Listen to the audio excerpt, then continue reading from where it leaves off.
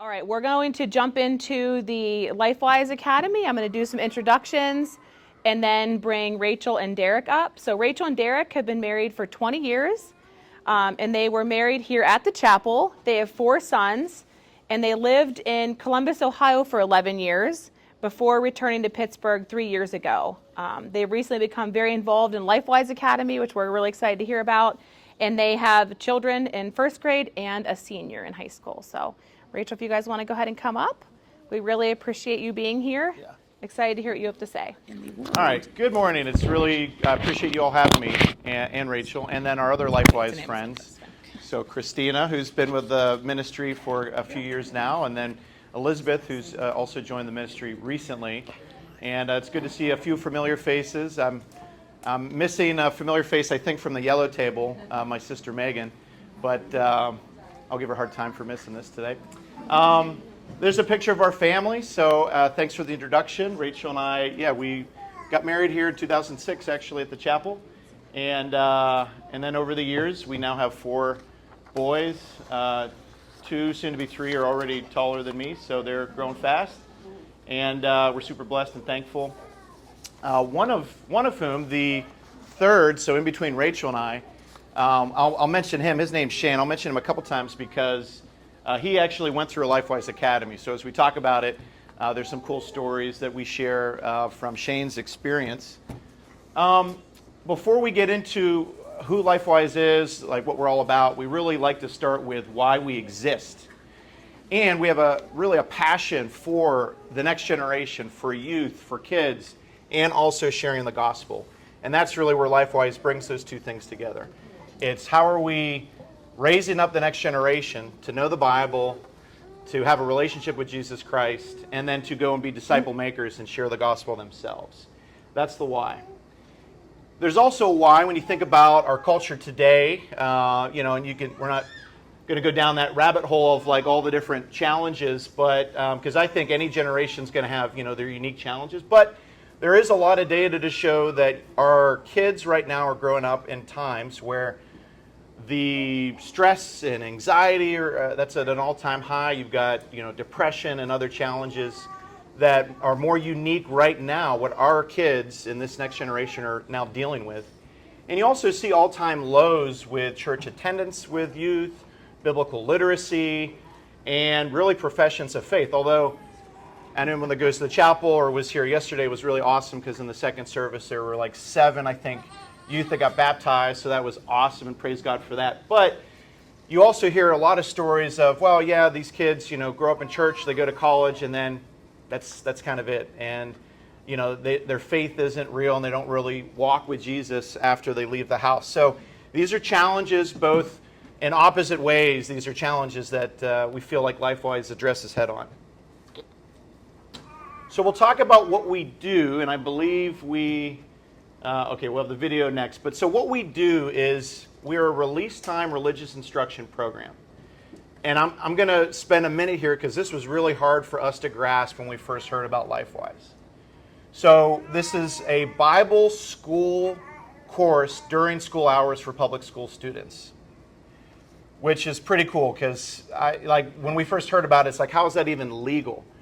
Well, the Supreme Court actually passed a ruling in 1952 that made it legal, where there have to be 3 criteria met, and students can actually receive Bible classes during the school day.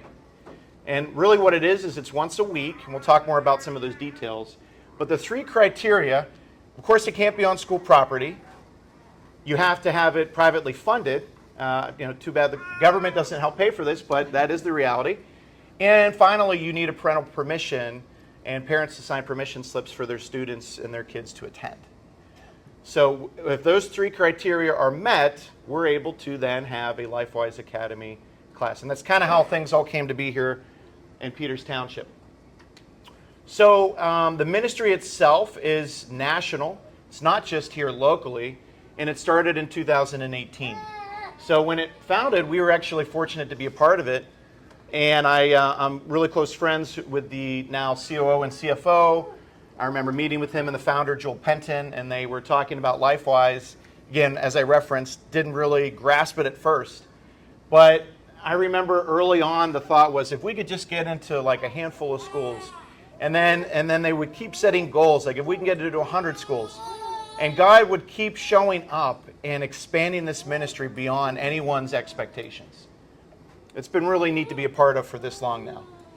And what it is, it's a plug-and-play model. Think of it almost like a franchise. So there's a corporate LifeWise Academy ministry that's based in Columbus, Ohio. And then any school district can launch a LifeWise. So when we moved back 3 years ago, launched it in Peters just because that's where we live and that's where our kids are going. But we're trying to help other programs get started from Cannon-Mac to South Fayette, St. Clair, Bethel, all the surrounding communities. It's really going in like a handful right now in the greater Pittsburgh area.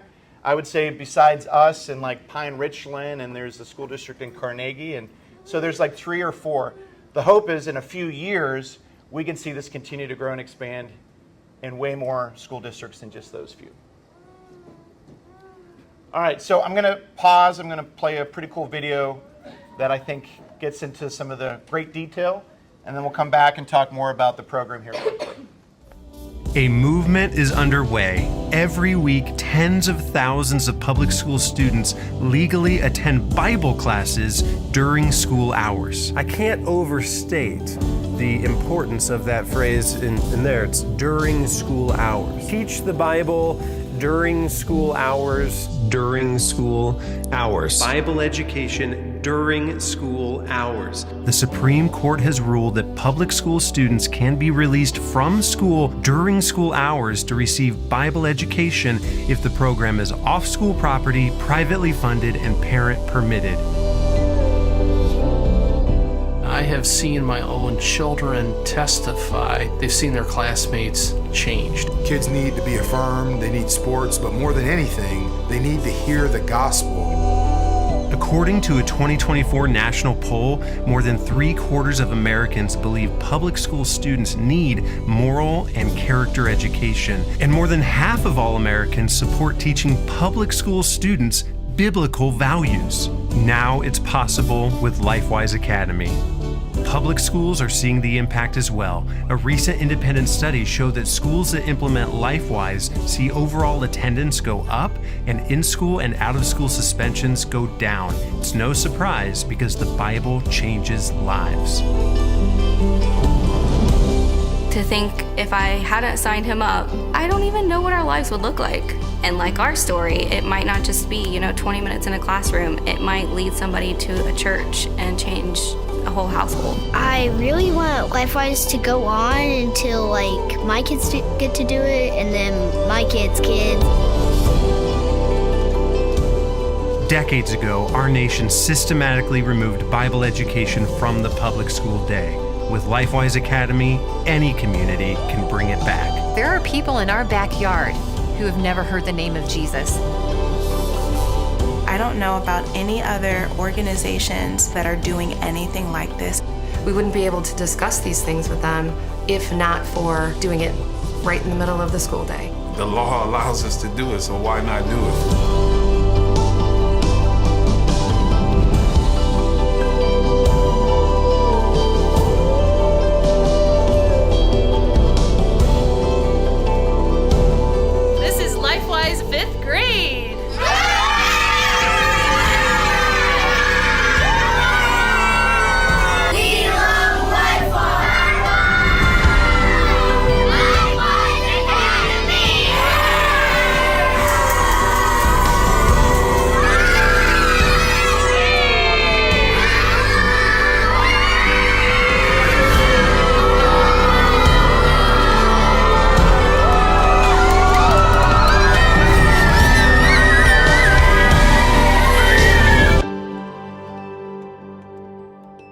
Finally, all parents have the option for their children to study the Bible during school hours. To voice your support, visit lifewise.org. Find your school, sign your local community interest list, and share it with everyone you know. It only takes 50 signatures to get started. And that's how things got started when we moved here in Peters, where we needed 50 signatures. So when we started in the fall of 23, that was what we started with is 50 signatures, Peters Township, And then we started to form like a steering committee, got the word out. That's when like Christina and her husband Dan joined our board. So then we founded a board, and then really off and running. And you know, we're coming up on 3 years, which is kind of crazy. But at the same time, just seeing how God has worked through every step of the way has been really overwhelming, because we think that we've got some things figured out, and really it's like at the last minute God's providing. And we're also confident that as things continue to grow here in Peters Township, again, this can start with an interest list, 50 signatures, and all the surrounding school districts. So how we do it, and these are just really important foundational philosophical aspects of the ministry. And there's 3 things. First, it is not aligned with a particular denomination. We're not teaching a specific doctrine or theology. We're literally opening the Bible, walking Genesis through Revelation. It's based on the Gospel Project curriculum, which we use here at the chapel for our student ministry. And kids are just literally opening the Bible and reading through and studying Bible stories every time we meet. So that's number 1. Number 2, part of the philosophy in the ministry is to do things with excellence. Bible talks about that, right? And serving heartily as if we're serving the Lord. And so we're also called to be ambassadors. Was that 1 Corinthians 5?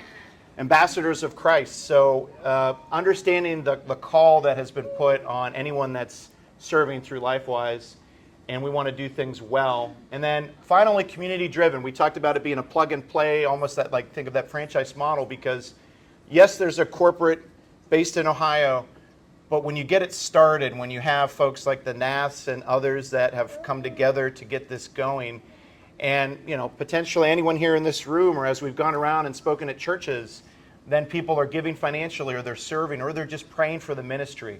That grassroots effort is core to our philosophy and how we continue to grow nationally. Speaking of that, we're in almost 35 states and almost 1,500 school districts, which I think that's a weighty slide that is hard to, again, wrap your mind around, that Bible classes are being taught during school hours across the United States, even in states that might surprise you, like, wow, it's really amazing that we've gotten this going in California and maybe a Washington or an Oregon. Like, it is flourishing and it's growing exponentially.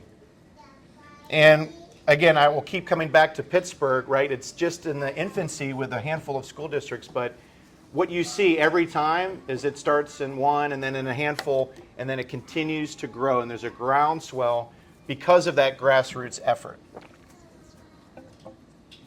So let's talk about where we've been, LifeWise Academy, Peters Township.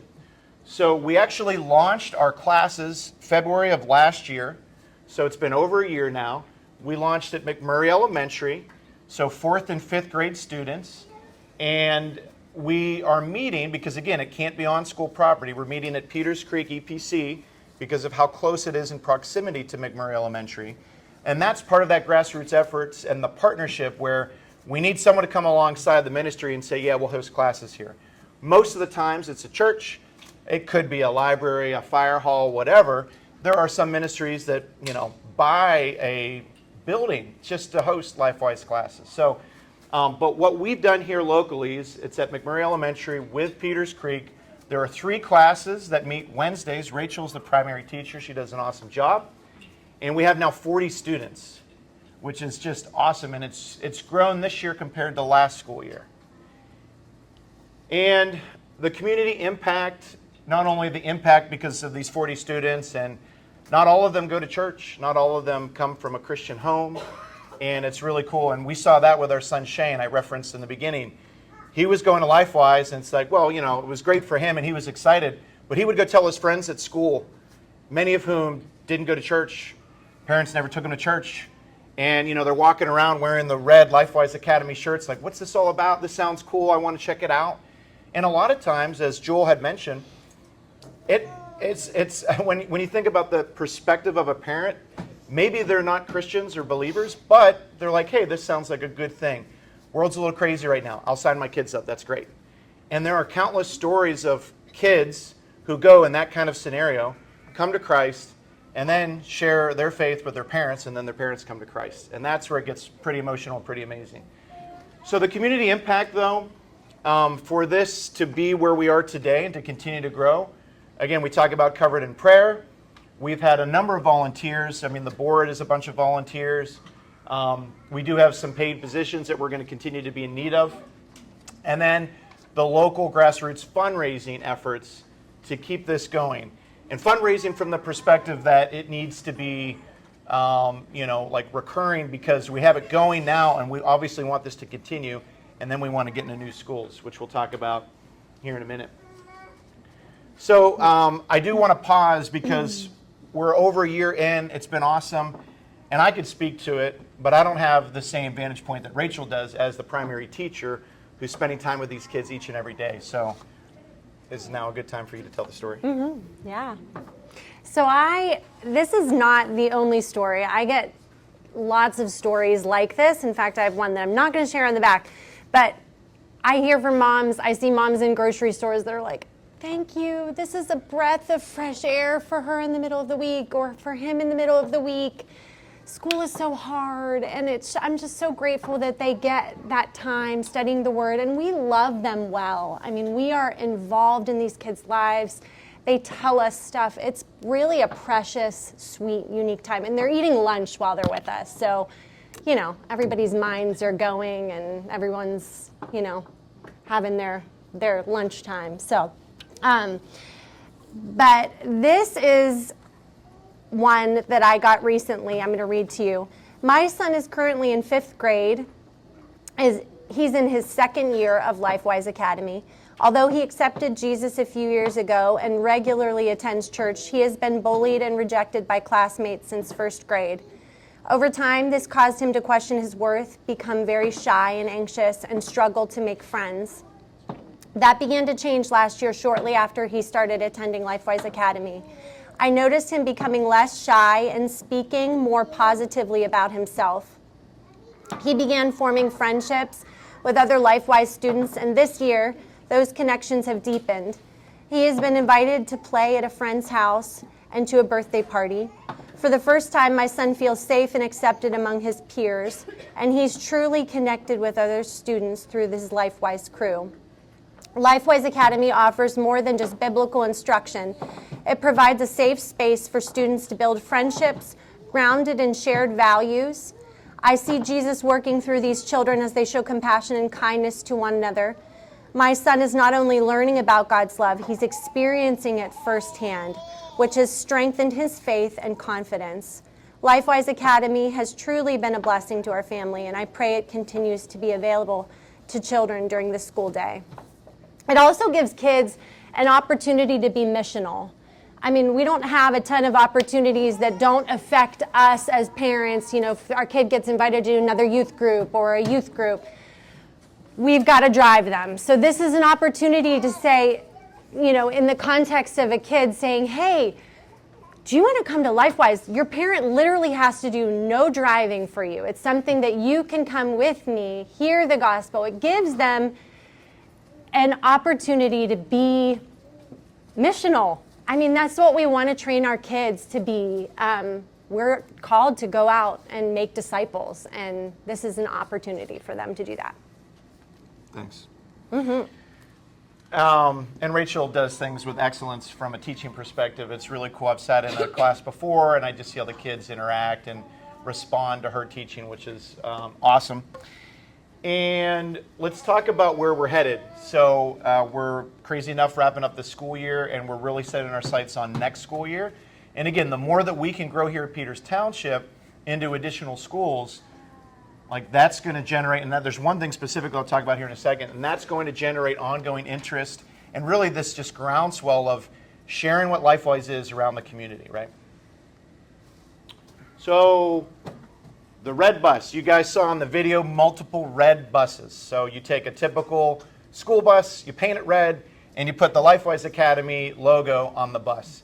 Nothing better from an advertising perspective than having a red bus that sticks out like a red bus, driving around, dropping kids off during the school day. And that's what, like, when I travel for work, I'll go to Columbus, Ohio now and again.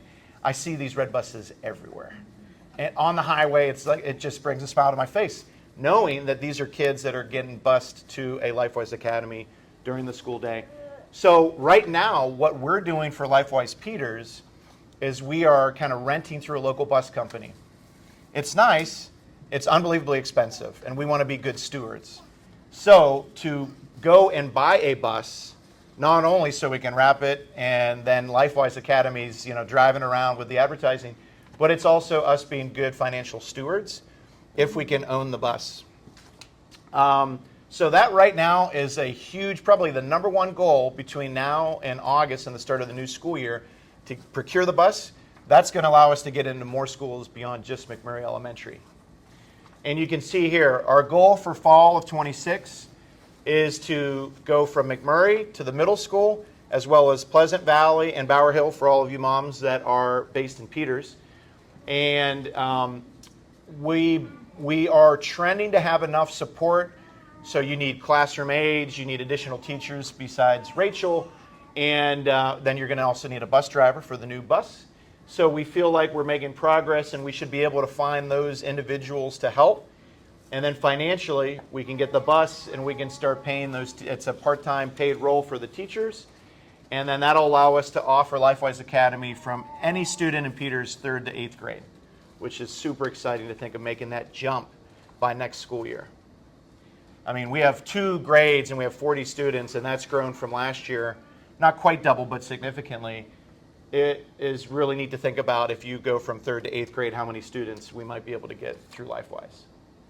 We also have multiple churches beyond Peters Creek that have said, hey, we'd love to host classes. All good. We got a dedicated spot. We're ready to go. So that's not going to be a problem.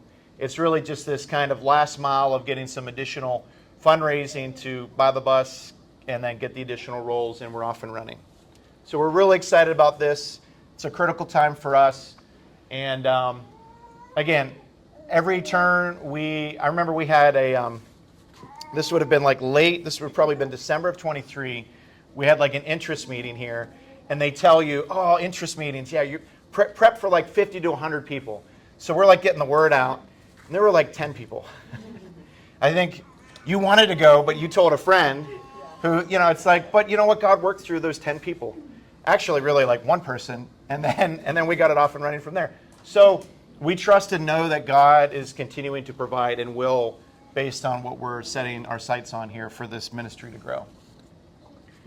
All right, so what it will take, and this is really for anyone in the room, and anytime we go and talk about LifeWise, we just say, hey, listen, there's a lot of ways that you can come alongside the ministry. First and foremost is really prayer.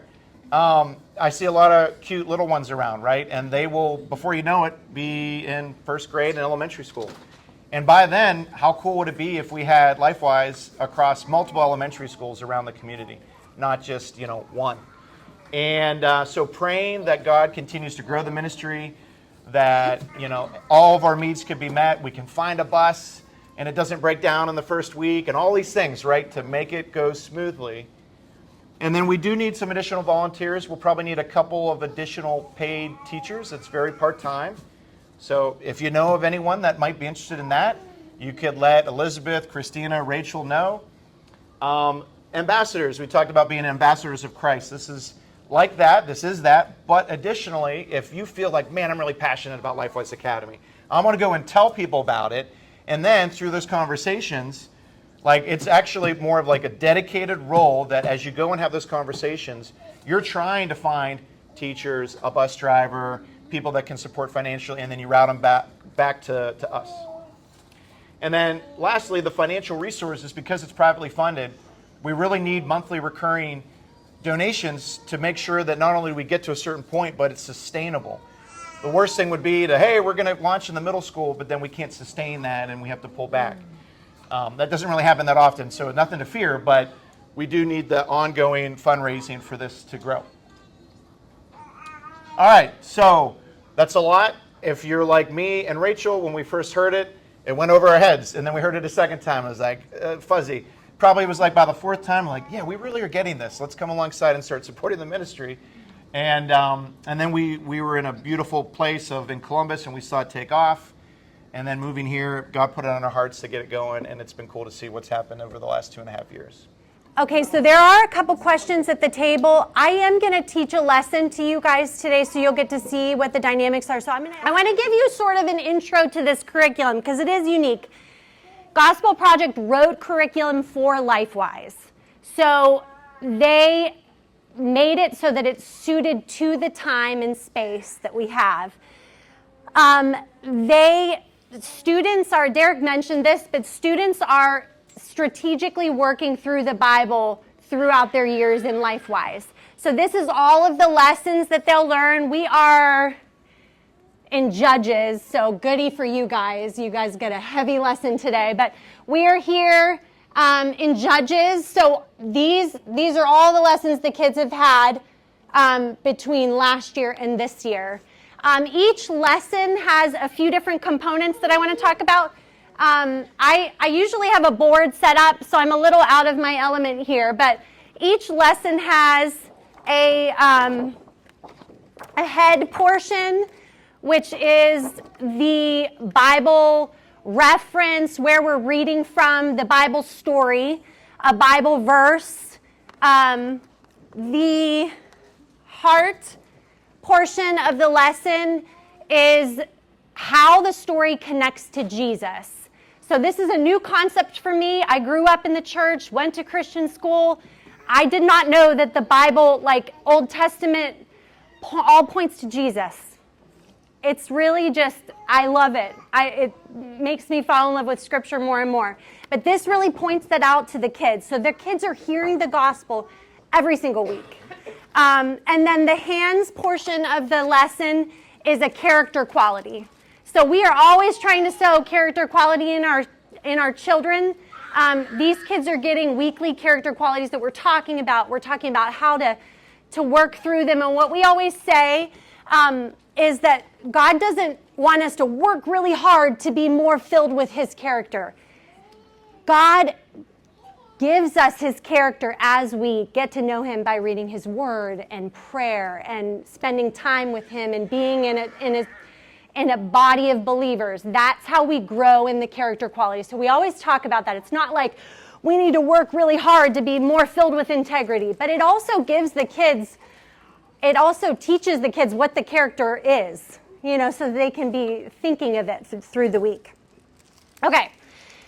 So I'm going to give you some background to the lesson you're going to hear. So we've walked through the Old Testament. We've seen the Israelites have leaders that point them to God, that kind of keep them on track. We studied Moses, then we studied Joshua, and they kept Israel seeking the Lord.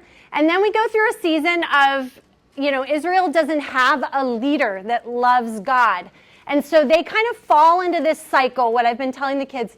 The Israelites fall into this cycle that's repetitive, that is like, okay, they fall into idol worship, and then God allows them to be taken captive by another nation, and they are oppressed and slaves, and then they get really uncomfortable, and they cry out to God, and they say, God, please save us, and God sends a judge. Usually the judge is powerful or equipped by God to lead a charge and defeat the enemy. This one today is a little bit different, and you'll see. So the story begins where God sends an angel to appear to a man and his wife. The man's name is Manoah. The wife's name is not listed. So an angel appears to them and says, you're barren, the woman's barren, you're going to have a son. And he is going to free Israel from the Philistines. Okay, so there are some stipulations here. While she was pregnant, she was not to drink any wine or anything fermented or come in contact with anything unclean, dead body, or anything unclean. And their son was to take a Nazirite vow, which he was not to cut his hair and not to touch anything unclean. And or drink any kind of wine. So when Samson grew up, I want you to get sort of a picture of Samson here, and you might see that we need to cut it out. So here's where we're in Judges 14. Samson went down to Timnah and saw a young Philistine woman there. He went back and told his father and mother, "I have seen a young Philistine woman in Timnah. Now get her for me as a wife." But his father and mother said to him, "Can't you find a young woman among your relatives or among our people? Must you go to the uncircumcised Philistines for a wife?" But Samson told his father, Get her for me. She's the right one for me." Now his father and mother didn't know that this was from the Lord. He wanted the Philistines to provide an opportunity for confrontation. At that time, the Philistines were ruling Israel. So we see Samson right away, the people that he's supposed to be freeing Israel from, he wants to intermarry with them right away. How many of you, maybe some of the older moms in here are raising teenagers? How many of you are raising teenagers? I am. Can't imagine raising a teenager that is really the strongest human alive. I just can't even imagine it. But you saw they kind of submitted to him right away. So the story then goes to where they're meeting the woman, and on their journey, Samson is attacked by a lion. They must have gotten broken up because the parents didn't see the lion attack Samson, and Samson, with his bare hands, kills the lion and didn't tell his parents. They returned for the wedding time after that, and Samson found the lion's body, and some bees had made a honeycomb in there, and there was honey. And Samson reaches in the dead body and gets the honey and eats it, and then gives it to his parents, and they eat the honey, and they don't know where it's from. So that would have been a no-no for Jewish people to be eating honey out of a dead body. So, again, we see him right away, not long into the story, do we see him being spiritually weak, but physically strong, right? Okay, so this is a God-given gift. He's also not lacking confidence, by the way, because he goes to his marriage feast, and he right away is like feeling loose, and he's saying to the people, "Hey, I've got a riddle for you." He's the life of the party, right? Imagine him. He's this strong Nazarite man with long hair, and he's interacting with all these Philistines. And he says, let me read, "Out of the eater came something to eat, and out of the strong came something sweet." So this is like a game of, what am I thinking? Of course, nobody's going to guess that riddle, right? Like that, but he's feeling loose and excited, and he says, "If you can solve this riddle, I'll give you 30 outfits," right? So they're all trying to figure out, and they end up going to his wife. Some of this story I have to definitely cut out, but they go to his new wife, and they say, "Give us the answer, give us the answer. We can't figure it out." So she cries for 7 days and agitates him just enough so that he tells her what's going on. And then immediately, they tell the answer to the riddle, and so then he has to pay up, right? This is part of the story I've got to cut out. But anyways, she makes him crazy enough that he tells them he is out all of this money. So he gets really upset. And again, we got to remember God's hand in all of this, right? God's plan is for him to free them from Philistine rule. So there's lots of killing in this story. But so Samson actually catches 30 foxes. I'm not sure how you do that, but he caught 30 foxes, tied their tails together, and put a torch on the tails, and then let the foxes loose in their crops, the Philistines' crops. So everything gets burned down, and they are mad, super, super duper mad. It says Samson led for 20 years. Now, not all of that time was he doing things like this, but there was a lot of this in the story. So he led as a judge. So he was also meeting with people to solve problems, So he did have wisdom, but it didn't seem like it really showed in the way that he lived. So Samson falls in love with another woman named Delilah. The Philistines, again, go figure, they offer Delilah a large amount of money if she would find out why Samson's so strong. So Samson did not learn his lesson yet. He has not learned his lesson. He gave Delilah reasons for his strength. He got creative. If you tie me with new ropes, I will be as weak as any other man. Or if you tie me with new pieces of leather, I will. And each time she tries to figure out if that was what made him weak. And each time he gives her an answer in a really unwise way. So she tested his explanations, and finally Samson told Delilah the truth. And I'm going to read Judges 16 through 17. Because she nagged him day after day and pleaded with him until she wore him out, he told her the whole truth and said to her, "My hair has never been cut, because I am Nazirite to God from birth. If I am shaved, my strength will leave me, and I will become weak like any other man." So here we are. She knows the truth. And so to make money, she gives that truth to the Philistines. And the next morning, they cut his hair and they take Samson to imprison him.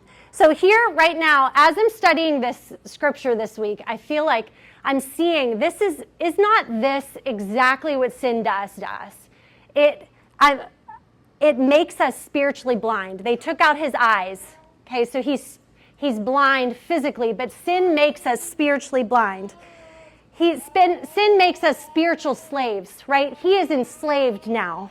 He is used as their entertainment, right? They are so pleased with themselves that they've defeated this man that no one could defeat.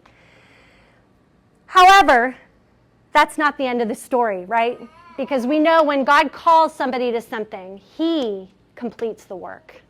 And so Samson's hair began to grow back. And as Samson's body is depleting, God is working on his spirit. Okay, we don't see him really cry out to God. We do see him cry out to God one time in the story when he needs sustenance, and it's really a selfish cry out to God. But this is him. God is changing his heart as he's changing his situation. So Samson is used as entertainment, like I said, and he is brought to the temple of Dagon, and all of the Philistine leaders are there. They are I don't know how he's their entertainment, but I guess it was really exciting for them that he was subdued. So he is standing by the pillars, and he cries out to God and asks God to give him strength one more time. And he asks God to take his life along with the people there. So God gives him strength in that moment to push over the pillars, and the entire temple falls in. And Samson, in his life, he killed a lot of people. It's disturbing. But in his death, he killed more people and defeated and allowed for a change. That God allowed for a change. And as I was studying this, I couldn't help but think about another woman that had an angel appear to her that said that she was going to have a baby boy that was going to save people. Who am I thinking of? Jesus. I never really thought about that before, but I just was thinking, gosh, Jesus, this echoes that Jesus was the one. Jesus was the perfect judge. Jesus was the perfect Savior that they were looking for all along. And I'm going to read Hebrews 4:15. It says, "For we do not have a high priest who is unable to sympathize with our weaknesses, but one who has been tempted in every way as we are, yet without sin." We have a perfect judge. And this is really what it points to. The Israelites needed Jesus, okay? Samson had a lot of issues, okay? We all have a lot of issues, and God uses us. And God gave us the perfect example in Jesus.